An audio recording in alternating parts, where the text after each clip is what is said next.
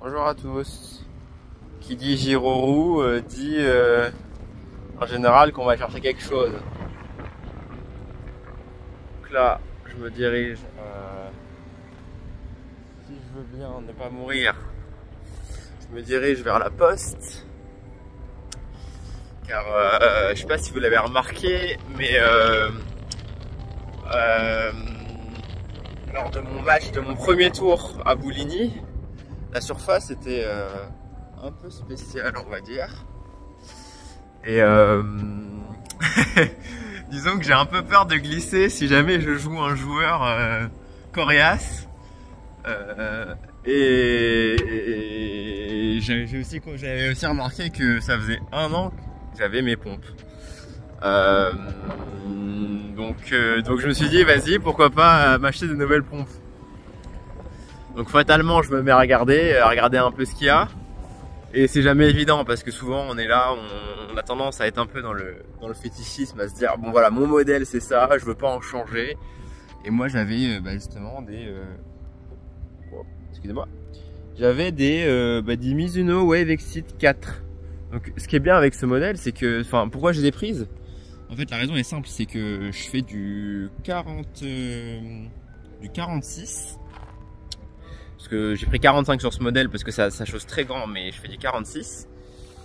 Et il me fallait, du coup, vu que je suis pas très mobile, vous l'aurez remarqué, il me fallait en fait une paire relativement légère. Parce que sinon j'avais l'impression d'avoir des boulets aux pieds en plus de mes pieds qui sont déjà énormes. Et voilà, donc je suis parti sur ce modèle. Et là, voilà, j'ai commencé à regarder et franchement, j'ai pris. Je vais être honnête avec vous, j'ai pris à l'arrache. Hein. J'ai pris vraiment au pif. Je me suis pas posé de questions.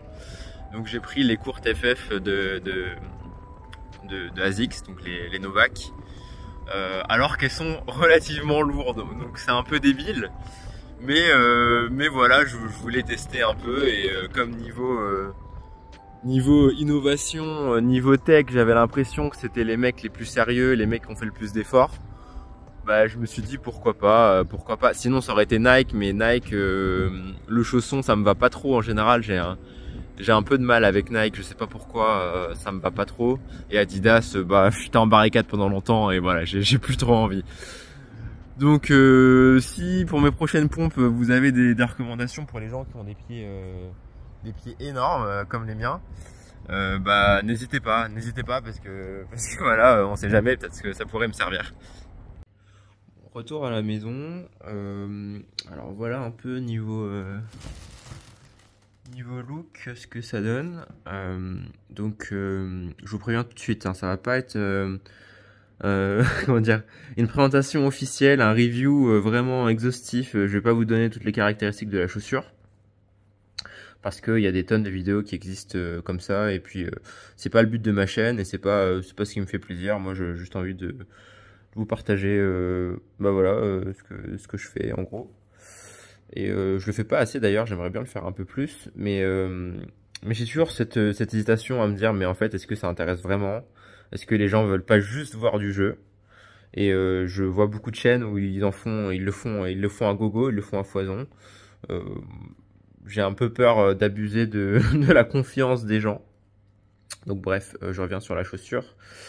Donc moi ce qui m'a fait acheter cette pompe, c'est clairement la semelle. C'est que je me suis dit voilà, ils ont mis tellement d'efforts dans la semelle et elle a l'air tellement bien travaillée que je voulais voir vraiment ce que ça donne, quitte à être déçu.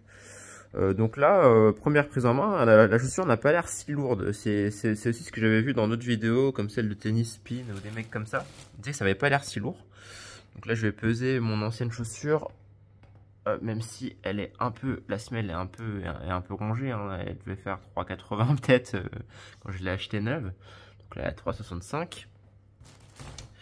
Et la nouvelle, on va prendre celle qui a pas le tag, même si ça pèse 0.